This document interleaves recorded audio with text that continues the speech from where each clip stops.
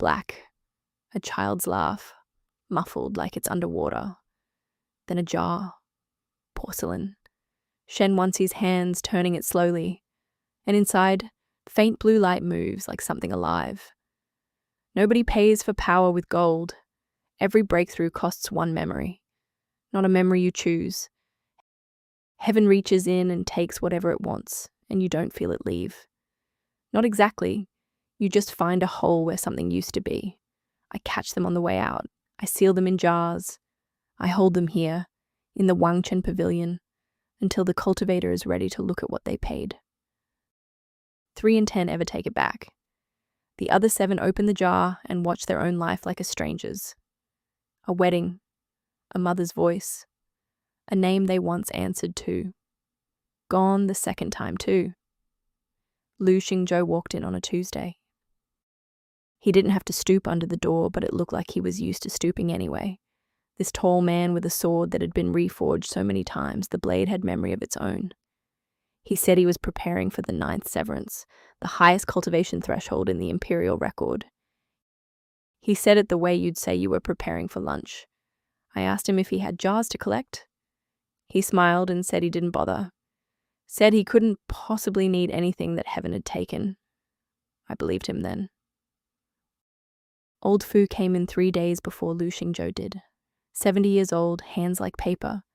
He had a jar from his 4th breakthrough, 40 years back. He'd never opened it. He sat across from me, turned it in his hands the same way I turned them, and said he was scared it was his wife. She'd been dead 30 years. He didn't remember her face anymore, and he was afraid to find out whether heaven took that, or whether it was just time. He opened it. It was her laugh. 11 seconds.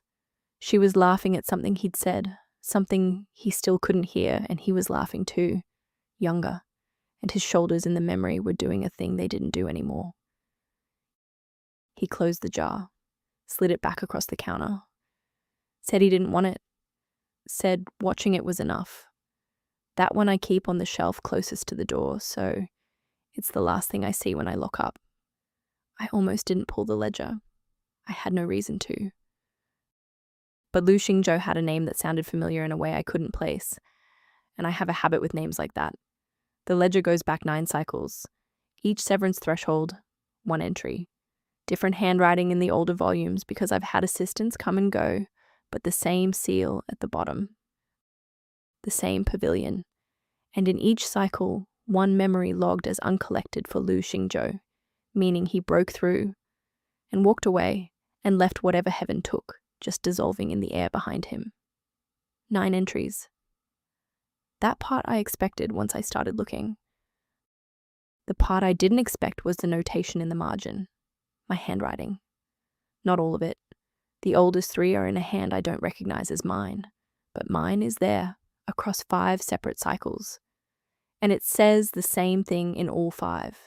Relationship, origin unknown, female, approx, same age as subject. 5 cycles, my handwriting, a woman approximately my age. I didn't remember writing it, I don't remember him. The leading theory, the one you'd reach for here, is that the records are wrong, duplicate entries, a clerical pattern that coincidentally recurred. I spent half a day on that theory. Then I found cycle 6, where the notation is in yet a 3rd handwriting that is neither mine nor my predecessor's, and it says, "She runs the pavilion now. She won't remember this either." That can't be a clerical error. That's a warning. He came back the morning of the Ninth Severance. I had the ledger open on the counter. He looked at it the way you look at a thing you've looked at before and chosen not to keep looking at. I asked him how many times. He said 9. I asked him if he knew what he was paying. He said he didn't, genuinely. He said he never remembered long enough to know. And the way he said it was not cruel. That was the worst part. He was cheerful about the hole where I had been, the same way he was cheerful about all his holes. A man who has never felt a loss because every loss goes with the thing that made it feel like loss. I told him the hidden rule then, the one most cultivators never learn, because most cultivators never give away the same memory 9 times. The memory is the power. Return it, and the strength it bought drains out with it. He had 9 severances bought on the same coin. 9. I had the jar in my hand before I finished explaining. He looked at it for a long time. He took it. He said he'd open it when he came back down from the 9th. I don't know if he came back down. I don't know what he found in there.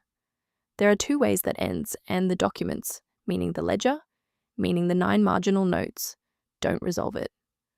What they agree on is only this, that the transaction kept repeating, and that someone, in at least 3 separate cycles, thought it was worth writing down.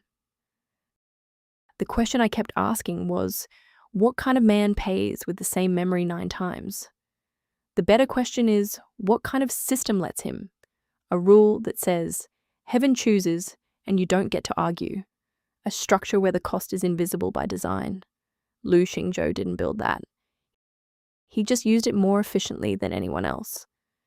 The jar is still on the counter. The blue light inside it moves like something that has been waiting a long time to be seen. The ledger is linked in the description if you want to read the original 9 entries yourself.